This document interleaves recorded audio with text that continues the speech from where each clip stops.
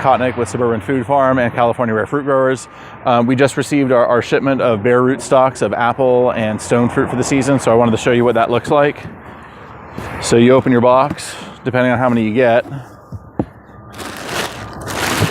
and they come in these bundles typically. So they'll come in a bundle of either 50 or 100, and then once you receive them, you go ahead and snip off the straps, and then you go ahead and just put them in a bucket like so.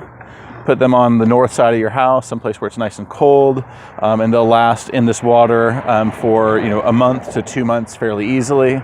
You'll just freshen up the water every so often, about every 5-6 days, just before anything gets too funky.